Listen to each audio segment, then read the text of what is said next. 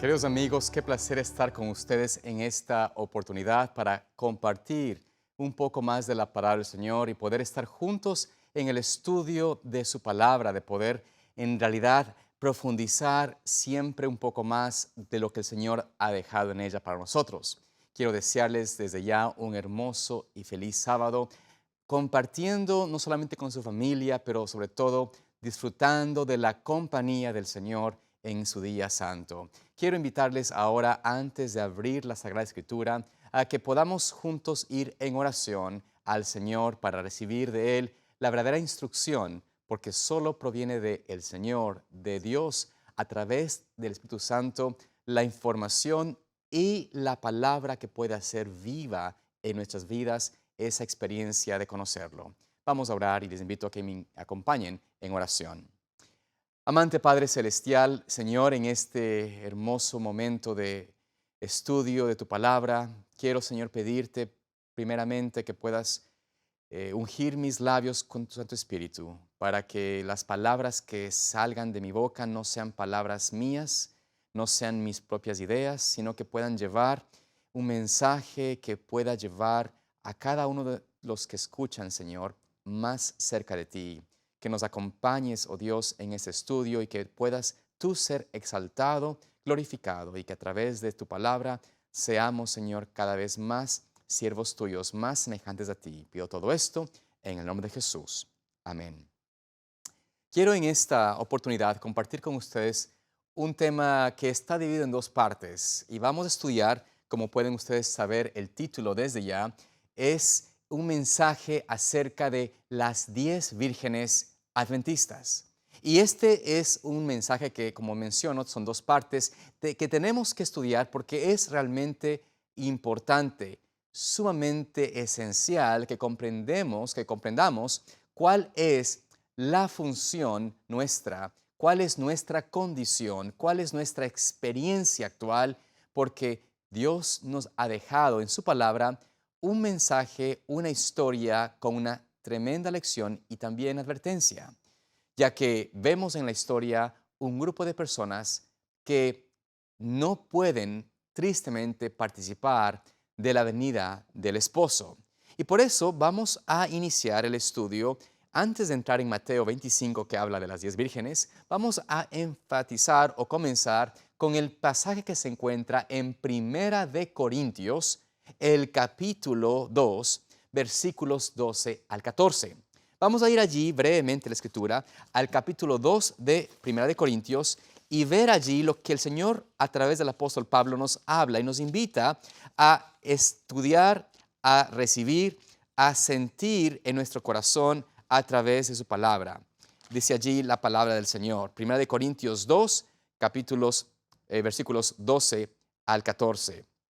Dice, y nosotros no hemos recibido el espíritu del mundo, sino el espíritu que proviene de Dios, para que sepamos lo que Dios nos ha concedido, lo cual también hablamos, no con palabras enseñadas por sabiduría humana, sino con las que enseña el Espíritu, acomodando lo espiritual a lo espiritual.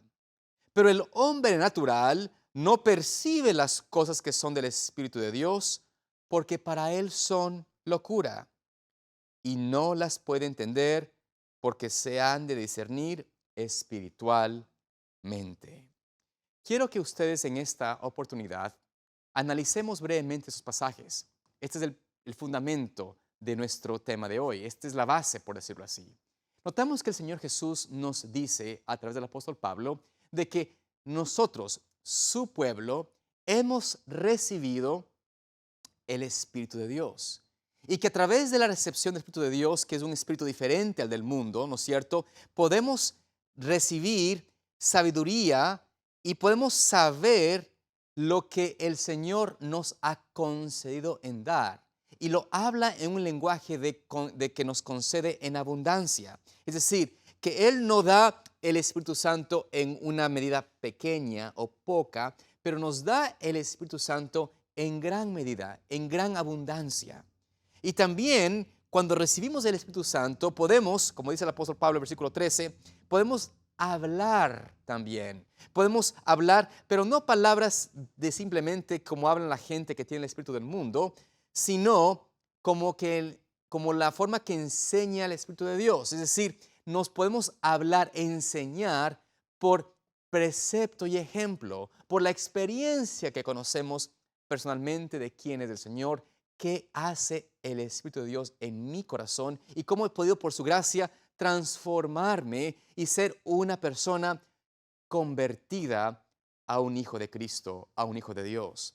Pero dice también el apóstol Pablo en ese pasaje que lamentablemente aquellos que tienen un corazón natural, un corazón carnal, estos no pueden percibir las cosas del Espíritu de Dios. No pueden entenderlas porque para ellos son locura o son insensatez, de acuerdo a la palabra griega. Es una cosa absurdo, una cosa insensata, no hace sentido en su corazón, en su vida, en su mente, porque no han podido experimentar por su corazón carnal.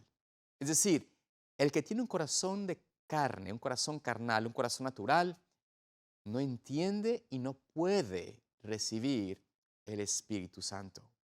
¿Recuerdan ustedes cómo el Señor Jesucristo declaró esta verdad a Nicodemo? Que a menos de que haya un nuevo corazón, un nuevo nacimiento, no podría ver el reino de los cielos, no podría tampoco entender lo espiritual.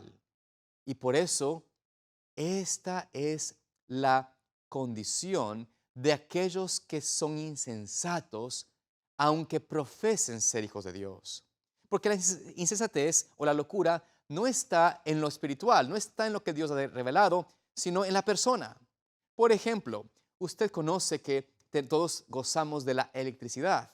Y con la electricidad en nuestras vidas tenemos luz, tenemos energía para poder tener nuestros dispositivos, poder mirar este programa justamente están mirando ahora, es porque hay dispositivos, hay electricidad, hay esta energía eléctrica que sostiene y da fuerza o da energía a todo lo que de una forma moderna tenemos, ¿no es cierto? Nuestros vehículos funcionan con electricidad también. Aunque tengan gasolina, también usan electricidad para poder manejar las luces, los controles, etcétera. Tenemos en nuestras casas refrigeradoras, cocinas, muchos otros aparatos que son los que nos mantienen o nos dan ciertas facilidades para poder vivir. Y por eso entendemos que la electricidad es sumamente necesaria.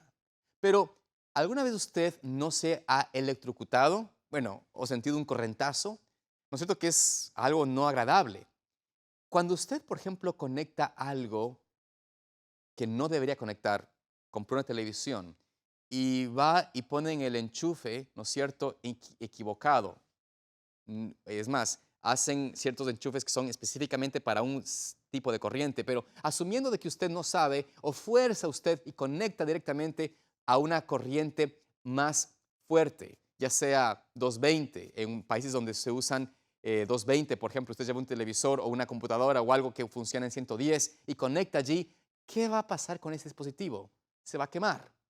Y el problema no está en la corriente, el problema no está en la electricidad de otra dimensión o de otra fuerza, está en la persona, en el individuo que no sabe cuál es la diferencia entre la una y la otra. Es decir, cometemos muchos errores o horrores en nuestra vida cotidiana quemando aparatos, no porque la electricidad sea una locura, sea una insensatez, sino porque uno es insensato, uno es el que no tiene cordura o no tienen conocimiento. En la misma manera, lo espiritual es, por supuesto, sublime, es especial, es algo que es lógico, que hace sentido, pero al que está en un corazón carnal, en un corazón natural, parece locura porque está en una condición de insensatez. Es así como podemos nosotros entender por qué en el capítulo 25 de Mateo, el Señor Jesús habló de unas vírgenes y de las vírgenes sabemos que unas de ellas eran insensatas. ¿Por qué? Vamos a ver. Vayamos al libro de Mateo, capítulo 25, y vamos a fijarnos, como les decía, en esta ocasión solamente en la primera parte, versículos 1 al 5. Dice la palabra del Señor allí en Mateo 25, 1 al 5. Entonces el reino de los cielos será semejante a 10 vírgenes que tomando sus lámparas salieron a recibir al esposo. 5 de ellas eran prudentes y 5 insensatas. Las insensatas, tomando sus lámparas, no tomaron consigo aceite, mas las prudentes tomaron aceite en sus vasijas juntamente con sus lámparas. Y tardándose el esposo, cabecearon todas y se durmieron. Notamos en este pasaje, en esta lección de Jesucristo, un grupo de mujeres vírgenes que están todas esperando al esposo. Pero Cristo de inmediato en el versículo 2 establece que de esas 10 vírgenes, la mitad son insensatas. La mitad de estas 10 vírgenes son insensatas. Y son insensatas, ¿por qué razón? ¿Por qué son insensatas y no prudentes? ¿Por qué no son sabias? Noten lo que dice el Señor Jesucristo. Dice que las insensatas, versículo 3, tomaron sus lámparas, pero ¿qué no tomaron con ellas? No tomaron consigo aceite. Es decir, cogieron sus lámparas, tenían sus lámparas consigo, pero no tomaron el aceite. Realmente es la única diferencia entre las insensatas y prudentes. En la parábola es la única diferencia porque las 10, todas eran vírgenes, todas tenían lámparas, todas estaban esperando al esposo. Por eso la sierva del Señor nos dice en el libro Palabras de Vida del Gran Maestro, la página 336, lo siguiente. Dice, mientras Cristo estaba sentado, mirando al grupo que esperaba al esposo, contó a sus discípulos la historia de las 10 vírgenes para ilustrar con ese suceso la experiencia de la iglesia que viviría precisamente antes de su segunda venida. Noten cómo la sierva del Señor nos dice claramente que esta parábola no es sino para el pueblo de Dios, para la iglesia de Dios en el tiempo antes de su venida, es decir, los que están esperando su venida. Esto hace que este mensaje sea dado de forma directa a la iglesia adventista. Por eso he titulado este tema Las 10 vírgenes adventistas, porque las 10 son adventistas del séptimo día. Estas vírgenes, estos grupos que el Señor establece que están en su iglesia, que son parte de su iglesia de hoy, son ambos en cierto sentido muy similares. Nos dice la sierva del Señor que estos dos clases de personas que esperaban representan dos clases que profesan estar esperando a su Señor. Se les llama vírgenes porque profesan una fe pura.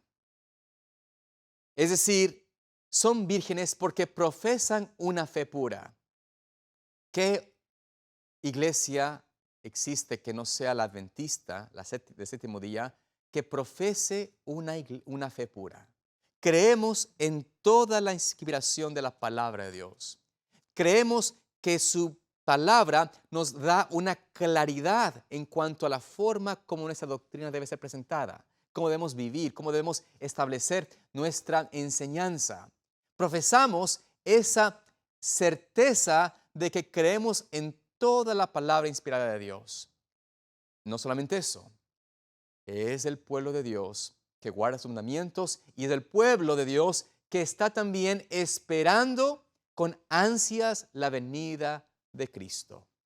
Al igual que las vírgenes, estamos esperando su aparición y tenemos ese deseo, esa necesidad, esa esperanza de ver a Cristo venir en las nubes de los cielos. Y repetimos este mensaje, lo entendemos, lo enseñamos, lo predicamos y por ende somos parte de esta fe pura y somos parte de esas 10 vírgenes delante de Dios. Además de esto, todas las 10 tienen una lámpara. ¿Y qué es la lámpara? Bueno, el Señor nos dice en su palabra que lámpara es a mis pies tu palabra y lumbrera mi camino. Es decir, profesamos creer en la palabra de Dios, en toda la palabra de Dios. Y por eso vamos a hacer nuestro estudio. Somos las 10 vírgenes. Somos ese pueblo de Dios que desea con todo anhelo, con todo deseo de poder estar preparados y listos para su venida y recibirlo como el esposo. Profesamos una fe pura y defendemos el conocimiento de la palabra de Dios, porque la tenemos con nosotros. Pero hagámonos una pregunta. ¿Cuántos de nosotros en realidad somos prudentes y cuántos somos insensatos? ¿Cuántos somos de aquellos que no pueden en realidad participar de la vida del esposo porque no tenemos aceite? La diferencia está en eso, una pequeña pero suprema diferencia. Y tenemos que hacer una pregunta porque dentro de la estadística del Señor Jesús, que no es que vamos a hacer esto un punto de doctrina, pero entendamos que dentro de lo que el Señor nos describió en esta parábola, en esta descripción de las 10 vírgenes, dentro de su enseñanza, Él afirma o Él nos dice de que de las 10, la mitad son insensatas. Deberíamos entonces tomar mucha atención a esa historia, porque lo más probable es que de todos los que profesamos ser parte del pueblo de Dios, lo más probable es que la mitad, si no es más, estamos en el estado de insensatez delante de Dios y no tenemos aceite con nosotros. Hagamos la pregunta, ¿estoy yo hoy por hoy seguro de que tengo aceite conmigo? ¿He hecho yo esta preparación previa? Porque recordemos, entendemos de que en la parábola la preparación no se da en el momento de la prueba, en el momento donde el esposo finalmente está por llegar, cuando hay este clamor de medianoche. No, la preparación tuvo que hacerse antes de esto. Es más, sucede antes de todas caer en sueño. Esto es importante que comprendamos. La preparación de nosotros no está en un futuro, debe estar, ojalá, en el pasado, en el presente, pero si no hemos hecho nada, por lo menos ahora. Es decir, hoy es el momento, el día de comenzar o hacer esa preparación. ¿Y cuál es la preparación? ¿Cómo podemos tener el aceite con nosotros? Porque obviamente entendemos, como dice la palabra de Dios y Jesucristo, dice allí que las prudentes tomaron, noten ustedes el versículo 4, tomaron aceite ¿en qué? En sus vasijas, juntamente con sus lámparas. Es decir, las 10 tenían vasijas. Y esto es algo importante. Las 10 tenían vasijas.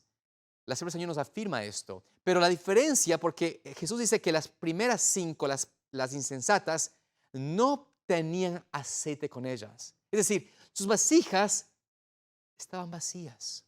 Estaban vacías. Las vasijas de ellas estaban sin aceite. Mientras que las prudentes en sus vasijas llenaron con aceite.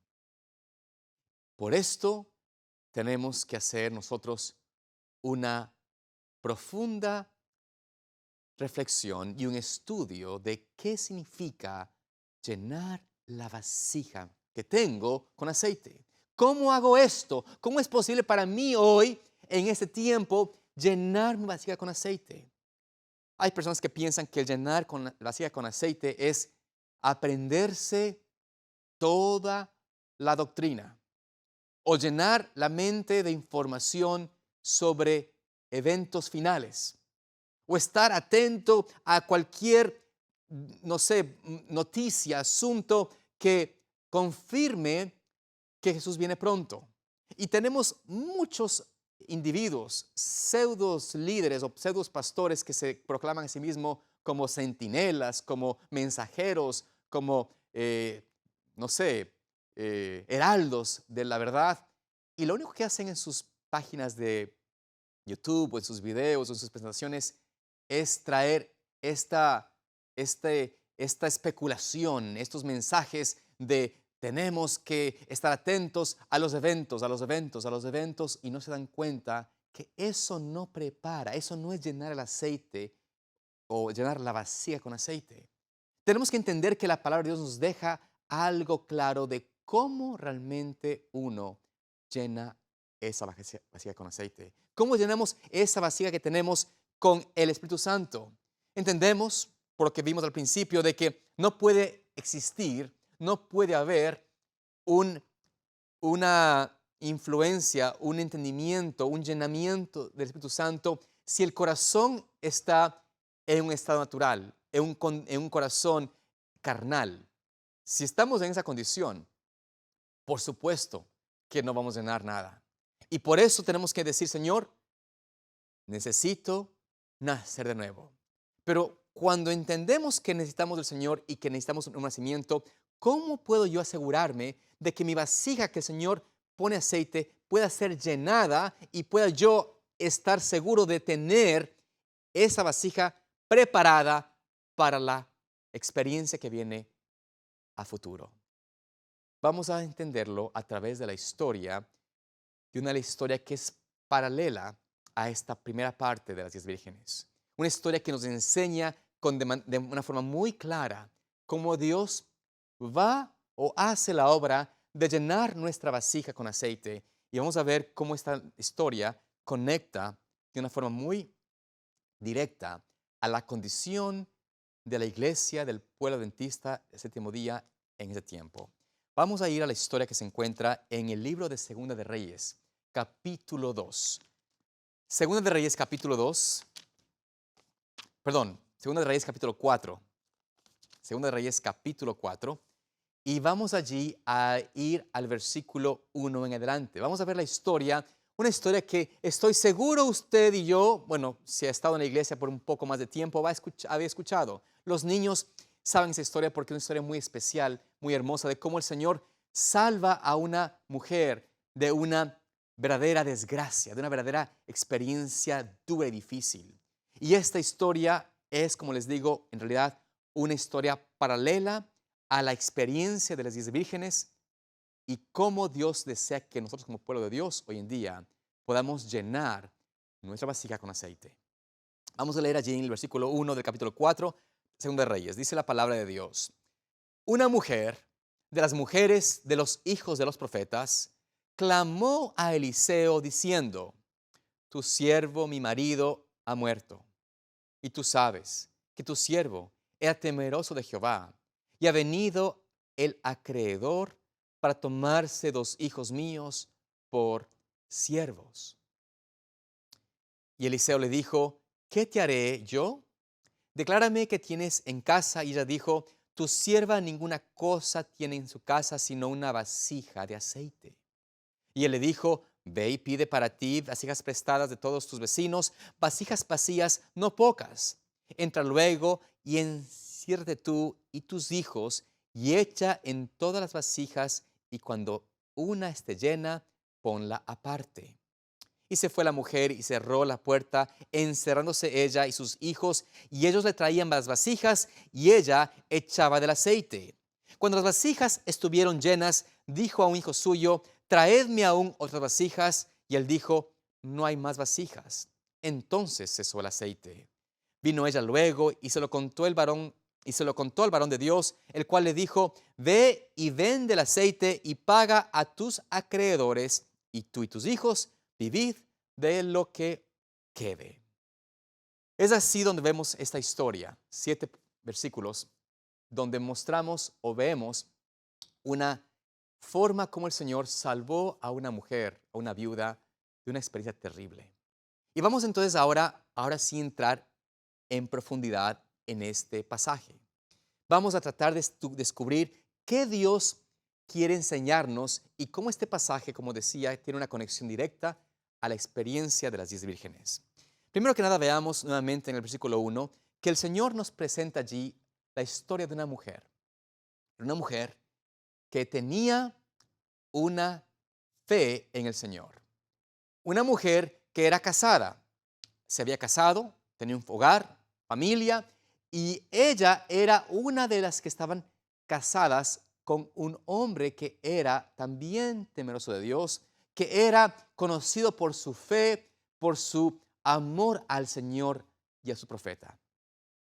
Esta mujer, tristemente, pierde a su esposo, pierde al amigo, pierde al amor de su vida, pierde al compañero, al proveedor de su casa, pierde al padre de sus hijos, pierde al sacerdote del hogar, pierde el apoyo humano que ella necesitaba, que ella requería, y ahora está en una condición de suprema tristeza.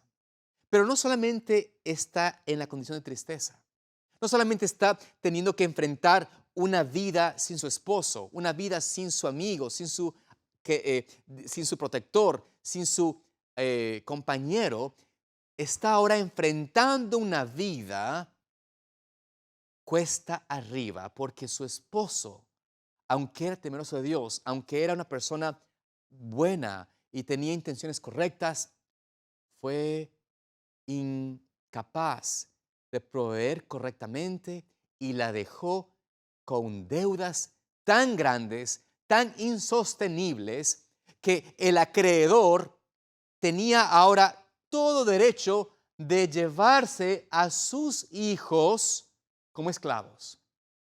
El acreedor vino ya a decir, ok, esta es la deuda tan grande, así que yo por ley puedo llevarme a tus hijos y no hay nada que tú puedas hacer porque estás en deuda conmigo.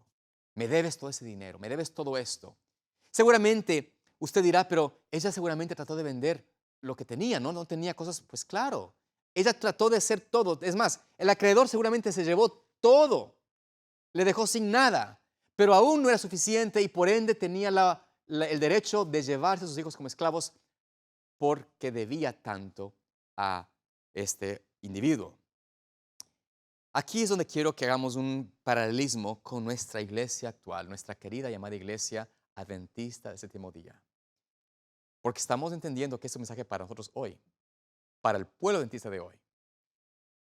Entendemos de que en esa historia, quien debía estar atento y proveer y ser prudente en la forma de cómo sostener a la familia, aunque era temeroso de Dios, aunque amaba al Señor, aunque amaba a su obra y a su mensajero, a su profeta, pensó que de la manera que debía sostener a su familia, pensó que la forma de quizás hacer mejor para su familia era tomando prestando de otra persona. Es decir, ir y pedir un préstamo, un préstamo, un préstamo a alguien ajeno, a alguien que no estaba y no era de la familia, que no conocía o no tenía esa experiencia o ese conocimiento acerca de la verdad. Y de la misma manera podemos decir que a lo largo de la historia del pueblo adventista, hemos lamentablemente nosotros o nuestros líderes, aunque amantes de Dios, aunque deseosos de hacer lo correcto, en realidad han cometido muchos errores. Esto a lo largo de la historia, no estamos hablando desde hoy nada más. A lo largo de la historia han cometido errores donde hemos pensado de que la manera de mantenernos como pueblo, de crecer, de llegar a ser relevantes en este mundo, es prestando del el mundo, prestando de otra fuente, tomando la información, la educación, la medicina, la ciencia del mundo y trayéndola a la iglesia, trayéndola al pueblo de Dios, porque esto nos hace mejores, nos da mejor conocimiento, mejor experiencia, etcétera. Cual sea la razón, esto es lo que por años el pueblo de Dios tristemente ha hecho. Y estamos hoy en día, lamentablemente nosotros estamos ahora en deuda con el mundo y por ende con el enemigo.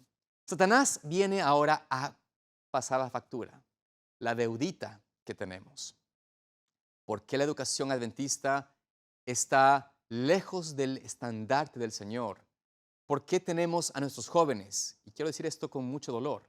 ¿Por qué nuestra juventud en el pueblo adventista está cada día menos y menos interesada en ser creyentes de la verdad? ¿Por qué estamos perdiendo a nuestros hijos a través de la educación, siendo un lugar que debería fomentar verdadera conexión con el Señor? ¿Por qué? Porque prestamos la ciencia, prestamos la enseñanza, tomamos por prestado toda la forma de cómo el mundo enseña y la trajimos a nuestro lugar, a nuestra iglesia, a nuestras escuelas, y estamos ahora pagando carísimo esa experiencia. Nuestros hijos son ahora llevados como esclavos al mundo. No solamente en la educación, hemos tristemente probado, o mejor dicho, tomado prestado de la ciencia del mundo para enseñar o para actuar o para fomentar el sistema de salud en nuestras instituciones. Y esto se ve reflejado en la misma impotencia de médicos temerosos de Dios de poder compartir con los pacientes que miran y tienen a su alrededor de Dios. En realidad, hace muy poco tiempo, un médico de renombre aquí en esta zona adventista me decía a mí, pastor, me siento tan triste porque el sistema me impide, aunque trabajo para un hospital adventista, el sistema me impide realmente pasar tiempo con mis pacientes para poder tener comunión con ellos, poder hablarles del Señor, poder hablarles a su necesidad espiritual. Apenas tengo el tiempo para mirar su necesidad física y tengo que de una ir al siguiente. No puedo pasar tiempo con ellos. Y todo esto es ¿por qué? Porque hemos tomado del mundo la ideología de cómo ser el sistema médico y hemos dejado a un lado la enseñanza de la palabra de Dios y de la inspiración a través del profeta del Señor. Por esta razón, estamos nosotros en una deuda con el mundo y ¿saben qué? Satanás viene ahora por nuestros hijos. Y estamos mirando esto. Se nos están llevando Satanás por esclavitud al pecado. Y no solamente esto, hemos visto que también hemos caído en una experiencia donde dentro de la misma iglesia, dentro de la misma ideología de adoración, creemos que mientras más semejantes al mundo somos, mientras mejor imitamos la música del mundo, el servicio del mundo, la alabanza del mundo, estamos llevando o conectando con nuestros jóvenes. No podemos caer en peor error que repetir un acto de rebelión al Señor pensando que eso es una unión al Señor. No puede existir una peor ceguera espiritual que darnos cuenta de que si nos acercamos más al mundo, dejamos de ser más pueblo de Dios. Estamos más en deuda. Y Satanás viene con toda autoridad de decir, esos hijos me pertenecen a mí. Y por ende, solo estoy diciendo la verdad aquí, no se sientan ofendidos con esto, pero es la realidad. Por ende, nuestros jóvenes, nuestros hijos, nuestros niños, no están hoy por hoy en la iglesia. La mayoría de nuestros jóvenes están fuera de la iglesia. Se apartan de la iglesia, dejan la iglesia, porque no hay verdad en lo prestado. No hay verdad en lo que no viene del Señor y su palabra. No sostienen, no alimenta y más bien escogen seguir la inclinación natural, escogen ir tras la esclavitud del mundo y por eso están en esa condición. Pero el Señor nos da una respuesta, una salida al problema. Y la salida está en la experiencia de esta mujer. Ella tiene que ir ¿a dónde? ¿O a quién? Al profeta de Dios. Tiene que ir en toda humildad al profeta de Dios. ¿Cuál va a ser la salida, la solución al pueblo de Dios que está en un estado de laudicencia, un estado donde estamos en mucha insensatez, donde no hay sabiduría, donde estamos perdiendo a nuestros hijos? La solución está, amados hermanos, en nosotros ir al profeta, a la palabra inspirada del Señor, a escuchar atentamente a quien sí nos puede salvar. Y Dios nos va a dar una salida. Pero noten algo interesante sobre esta historia, sobre esta experiencia, sobre esta historia de la Biblia, sobre esta mujer. Ella va al profeta, versículo 2, y le dice, no, necesito que me salves. Y el profeta le dice, bueno, ¿qué te haré yo? Es decir, le prueba un poco, le da una respuesta a ver si ella realmente está dispuesta a mantenerse, a perseverar y escuchar el mensaje que él tiene para ella. Es decir, le dice a ella, ¿qué te puedo hacer yo? ¿Estás realmente dispuesto a escuchar mi voz? Y también le dice eso porque en sí mismo él no tenía la fuerza. Sabemos de que él no era el que daba solución. Pero la perseverancia de esta mujer en no apartarse, en no decir, bueno, me dijo que no puede hacer nada, que él no tiene nada que pueda hacer, así que me voy nomás. No, ella se perseveró y esperó hasta que el profeta le diga, muy bien, esto debes hacer. Le dice, declárame qué tienes en casa. Y ella le dice, tu sierva ninguna cosa tiene en casa sino una vasija de aceite. Es decir, noten que ella se quedó sin nada. Para poder venir al profeta, para poder recibir instrucción, ella tuvo que desprenderse de todo lo que había adquirido en deuda. Las cosas que tenía en su casa, sus enseres, su cama, su ropa, sus utensilios, muebles, todo eso se quitó. Tuvo que deshacerse. No quedó con nada, salvo una cosa: la vasija con aceite. Lo que ella entendió como la única cosa necesaria que debería preservar de todo lo que tenía en su vida era esa vasija que tenía un poco de aceite. Esa vasija que tenía era la única cosa que podía ella guardar. Y noten de que esta vasija no dice allí que tenía o estaba llena. Eso la Biblia nos dice. Lo más probable es que no tenía llena. Lo más lógico de la situación que estaba es de que esa vasija tenía un poco de aceite.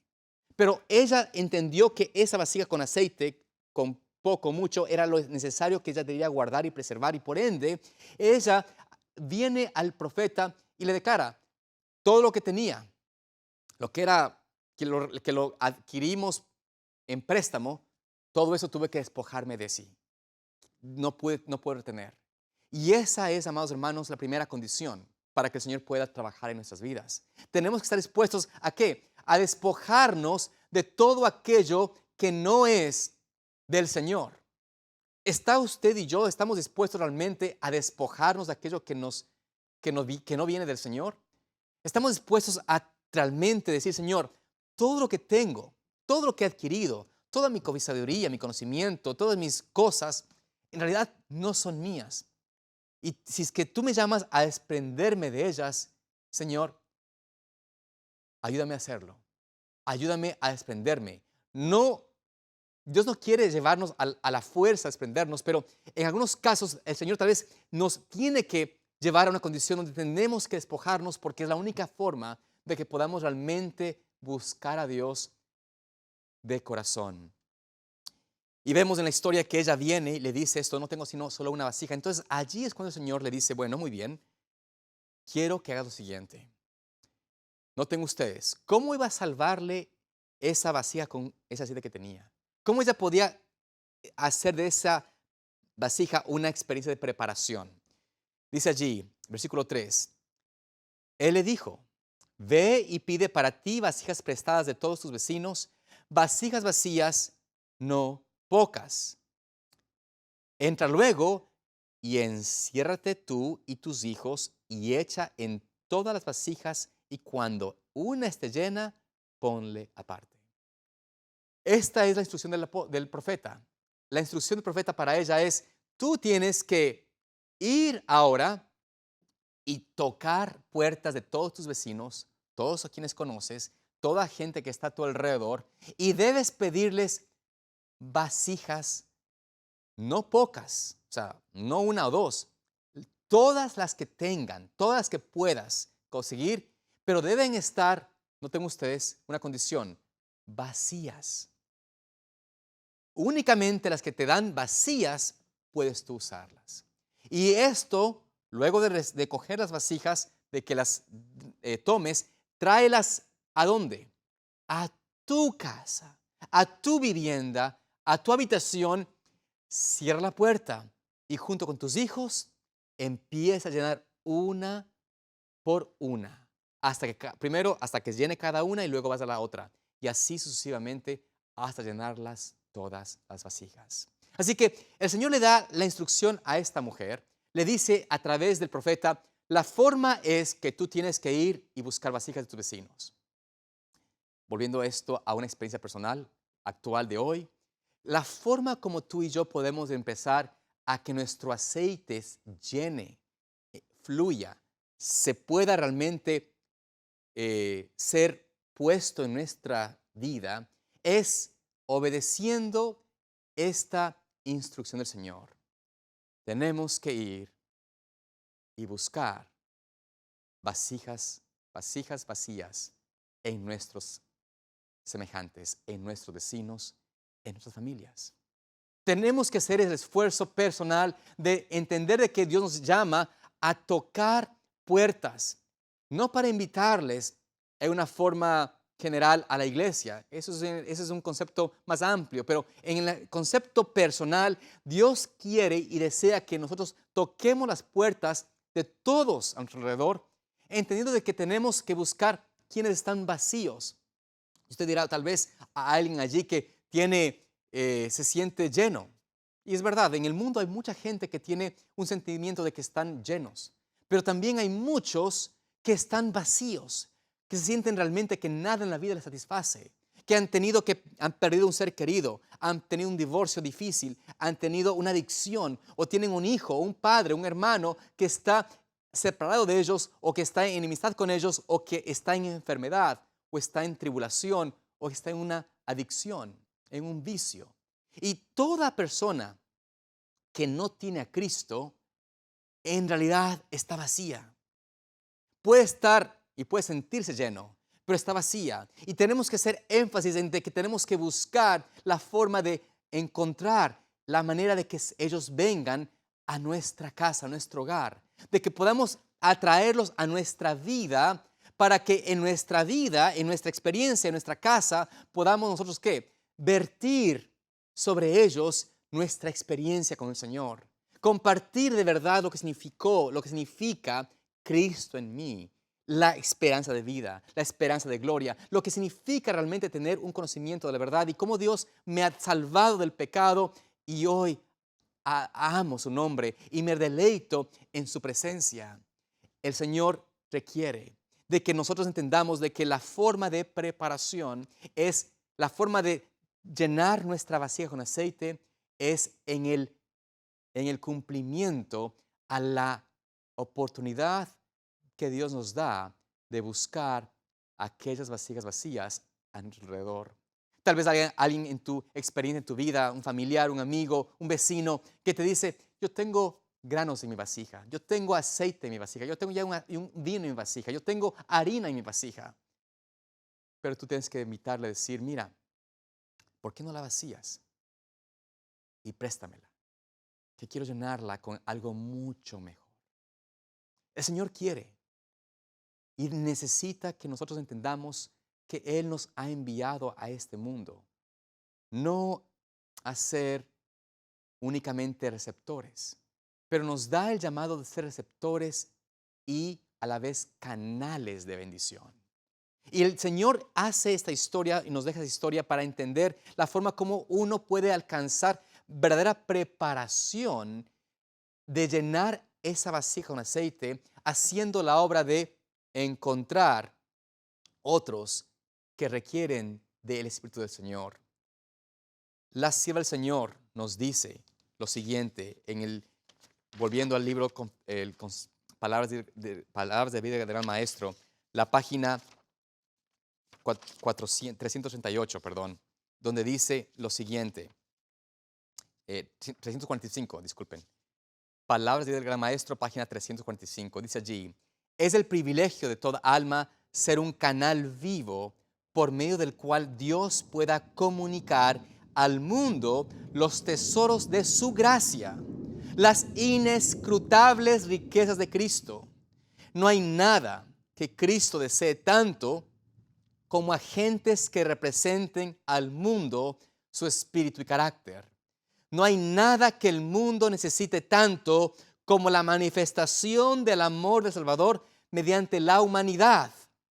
Todo el cielo está esperando que haya canales por medio de los cuales pueda derramarse el aceite santo para que sea un gozo y una bendición para los corazones humanos.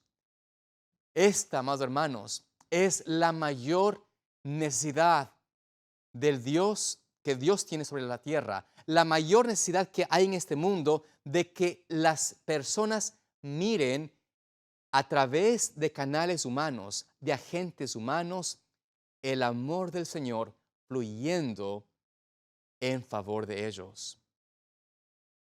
Por eso, en la historia de la mujer, de esta viuda, notamos de que ella recibe la instrucción y ¿qué hace ella con esto?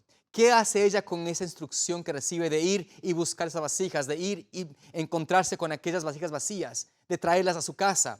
Es importante entender de que ella no podía ir y quedarse en casa ajena, no podía ir y participar de otra casa, de otro lugar, para poder fluir y llenar esa vasija. Tenía que traerlas a su casa, a su experiencia, a su propia vivienda. De igual manera, no podemos pensar de que podemos servir y ayudar a otros yendo a sus prácticas, participando de sus reuniones, de sus congregaciones, y así allí ser luz para ellos. No, tenemos que entender de que el Señor nos invita a llamar, a buscar a los que están perdidos, a llamar a los que están vacíos en su alma y traerlos a nuestro hogar, a traerlos a nuestra experiencia, a nuestra casa. Y aquí, hablando de una forma muy personal, ¿estamos realmente dispuestos a abrir nuestra casa para invitar a otros a que convivan con nosotros, a que coman con nosotros, a que se sirvan con nosotros?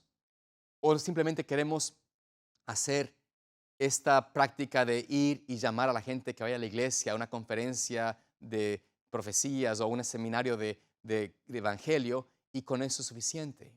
Amados hermanos, eso no es suficiente, eso no es lo que Dios nos llama. Él nos llama a que de manera personal hagamos una invitación y lo traigamos a nuestra propia vivienda, a nuestra propia experiencia, y compartamos lo que Cristo ha hecho en nosotros y por nosotros. Esto es lo que significa prepararse, recibir el Espíritu Santo con la medida que Él quiere darnos, que es en abundancia, para que podamos fluir y poder llenar, no porque de mí o de ti salga algo bueno, sino porque somos simplemente canales donde el Espíritu Santo fluye con tanta abundancia que podemos ser usados para llenar vasijas vacías de cada alma que está en nuestro alrededor. La mujer, vemos aquí, hace esto. Dice en el versículo 5, y se fue la mujer y cerró la puerta, encerrándose en ella, y sus hijos y ellos la traían las vasijas, y ella echaba del aceite. Esta es la experiencia que Dios quiere que hagamos. Que tú y tu familia, que yo y mi familia, que yo y mis hijos y mis hijas, que ustedes con sus familias podamos participar de esta experiencia de lo que significa vertir, llenar esas vasijas vacías con el Espíritu de Dios. El Señor nos da y nos dice, y noten ustedes en el libro de Hechos, capítulo 5, versículo 32, una condición para nosotros poder recibir el Espíritu Santo es esta, versículo 32 de Hechos 5. Quiero ir allá brevemente porque este pasaje nos presenta el apóstol Pedro cuando compartía con las personas allí ante los que estaban reunidos en la iglesia. Dice allí, versículo 32, y nosotros, somos testigos suyos de estas cosas, y también el Espíritu Santo, el cual ha dado Dios a los que le obedecen. Noten aquí que el Señor nos dice claramente que el Espíritu Santo es dado a los que toman la decisión de obedecer su dirección, de obedecer su indicación, su llamado.